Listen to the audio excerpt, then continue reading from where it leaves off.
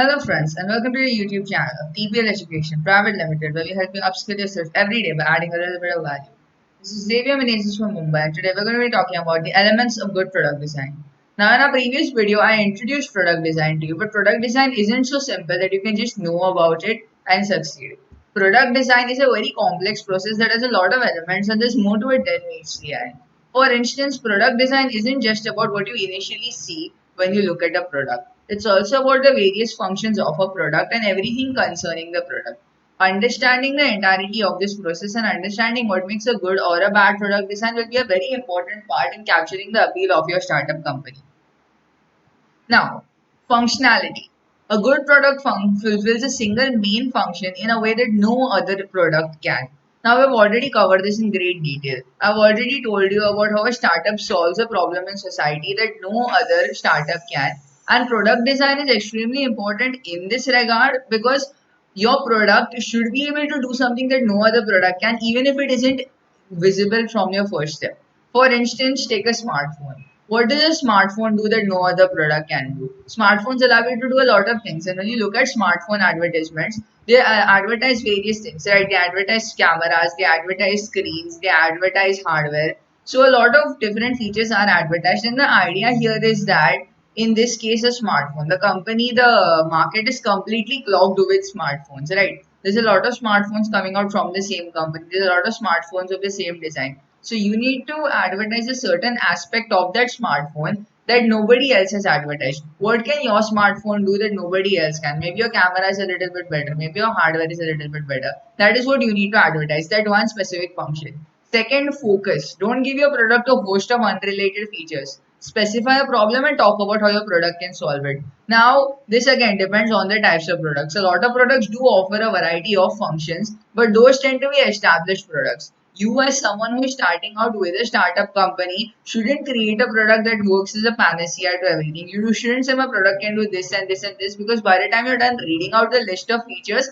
the customer will lose interest. It's completely fine to give your product multiple abilities, but all those abilities have to be related. You shouldn't be trying to sell Swiss Army knives. You should be doing something that has a set of functions related to your main objective. So, for instance, if you're trying to sell people a video game, you can talk about the various aspects of the video game, but they all have to be related to the core concept of what the game is. Right? So, you need to understand the core of your product, the core of your product appeal, and talk about it. A mixer blender, for instance, could have various function settings, but all of them would be related to the main theme of blending.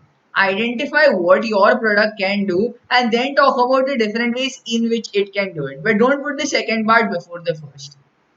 Third, detailing. Every aspect of your product makes an impression. Use a five sensory perspective. Now, a lot of people assume that product design is just about what you see when you look at a product, but it isn't so simple because people connect with the product through various senses. Now, imagine yourself interacting with the product through the perspective of the five senses. The simplest and perhaps the most important is the visual sense. How a product looks like. If a product doesn't look attractive, if it looks clunky or disjointed or very low quality, people are not going to want to buy it. Create a product that attracts people's eyes. And there's various ways that you can do this. Some people specifically design their product with sleek shapes. If you're talking about smartphones, you'll notice that they capture the light very well. They're designed with a very sleek, fluid interface, which makes them very pleasing to look at. Right, and a lot of companies, while making electrical goods, use this very sleek sort of design because that fits into people's idea of what a futuristic electrical product would look like. So, in this way, they use detailing. Then there are also other senses such as hearing. So, obviously, the auditory perspective is important. A lot of products end up creating noise, and you have to think about it from that perspective. So, if you're making a sort of machine that creates a lot of noise while you're using it, you have to figure out some kind of way to make that noise unobtrusive so it doesn't interfere with a person's normal functioning. If you're making a sound oriented machine, like something that's related to music, then you obviously know it's important to get every aspect of the sound right. There are also things like scent. A lot of machines, for instance, will specifically have that very new product scent to them. They'll smell very chemical, but not in a very annoying way. And you need to also figure this out. Now, smell is not as big of a factor as the other two senses, but again, depending on your product, you might or might not have to deal with it. Products that get spoiled, products that leak oil or various stuff and create a very unpalatable odor are also very problematic. So, you need to figure out your product shouldn't just work, it should also minimize stuff that isn't unrelated to work. So you should have a product that has no bad side effects. You also need to think about other senses such as the tactile perspective, because when people use your product, they're going to lift your product and they're going to touch it, and it's very important to create a good tactile interface. Again, smartphones are a very good analogy for this because they're specifically designed to be very fun to hold. They fit into your hand, they're very smooth, they aren't rough, and you can almost forget that you're holding a smartphone in your hand because of how light they sometimes feel. So understanding all these perspectives will give you a good idea of how to design your product. Clarity. Your product shouldn't look confusing or obscure. Make sure that a consumer can clearly tell what it is or at least avoid an information overload. There are two categories that you need to think about here. Firstly, if you're making a product that is recognizable.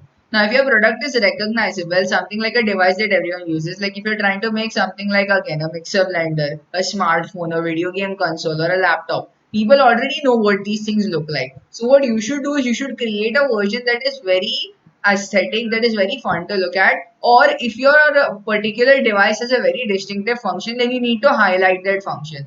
If you're creating a laptop that has a specific touch pad keyboard, then you need to highlight that keyboard. A lot of laptops that do this specifically design those touch keyboards to look very ghostly. They have these blue lines going through them that make them look very high tech and futuristic, and in this way, even though the product itself is basic, you can highlight its key feature. And secondly, make sure to avoid an information overload. You might think why so many products that come into the market are colored so simply. They're colored in shades of black, white, or grey. You might think if you want to catch people's eyes, might be better to create very bright primary colors or even to make your product completely multicolored like a rainbow, right? But these things make your product look extremely garish and actually distract consumers, which is why sometimes it might be better to take a minimalistic approach. You want to avoid an information overload. If your product looks like something that has 50 different features stacked onto it, people will not have the time or the patience to engage with it. They will go with something that looks simpler to handle because consumers are not art curators, they are working on a schedule. You need to understand their needs before you put your own ideas into the product.